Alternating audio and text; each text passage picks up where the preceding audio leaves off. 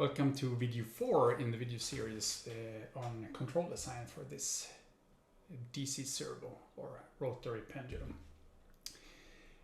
Today we will talk about estimating an actuator model, and we will dive into VS Code to do that. When we estimate simple linear models, perhaps for the motor here, a commonly applied excitation signal is a chirp. A chirp is like a sinusoidal signal, but it increases or decreases in frequency over time. And there are several particularly attractive properties of a chirp. One is that it's very easy to select the frequency content. You start at one frequency and you end at another, and that's very easy to control. Another one is that if you are observing the system in real time as you're doing the experiment, you can kind of see the frequency response unfolding in front of your eyes. And that can build some intuition.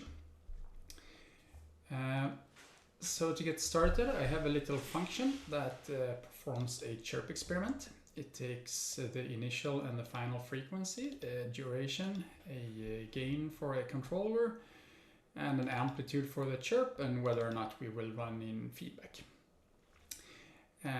In here, this looks very much like the experiment for the friction I did before, so I'm going to skip the initialization here and then look at the control loop instead. So we run this every TS seconds. TS is not defined, but we could perhaps define it.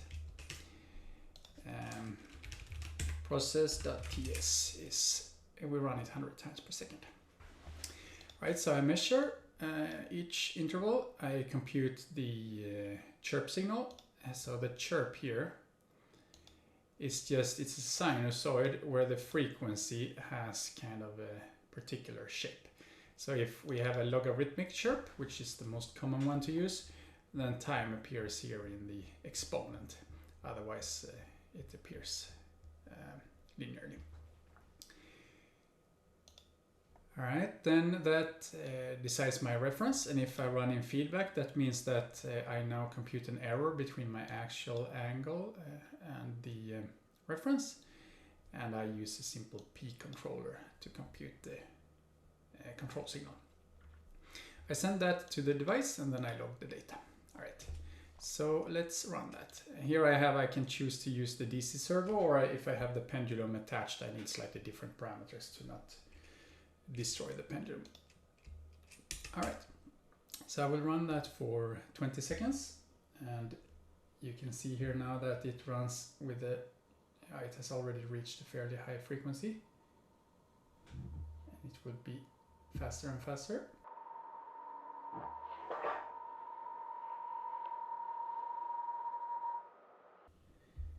All right, and there it's done. So we can plot the data. All right, so we have the data here in red. On the left side, we have the measurements, and on the right side, we have the control signal. And we see that for low frequencies, we have a very large amplitude, but then the amplitude kind of dies down with time. So for high frequency, the amplitude is there is almost no response at all. And that's kind of to be expected, because we expect this system to behave more or less like a double integrator. So even though we have a more or less a constant magnitude on the control signal, we see a decreasing amplitude in the measurement. All right, so how can we estimate the model for this system? So here I can save the data if I want. To estimate the model, we make use of the control system identification package. We will package the data in an id-data object, and we can plot that. And we see we have the output and the input, the same as the previous plot. Then we have a little helper function here. We're going to estimate the transfer function. So a transfer function is a rational function of two polynomials. And to find the appropriate order for those polynomials, we can use this find NA and B. NA and AB refers to the number of coefficients in those polynomials. So here we see two heat maps. On the left we have RMS error. We will always have less error if we use more parameters, so that's expected. But here we have the Akaike information criterion, so that kind of tries to penalize, say that yeah, it's good with less error, but it's bad with more parameters. to try to find a sweet spot between estimation error and number of parameters. And it shows that the lowest value here is when NB is 1 and A is 2. So that would correspond to 1 parameter in the numerator and 2 parameters in the denominator. And that's actually exactly expected if you know a reasonable model for this system as a double integrator. Almost double integrator, there will be some friction as well. Let's see here. So if we estimate now, and we use the ARX autoregressive with external input.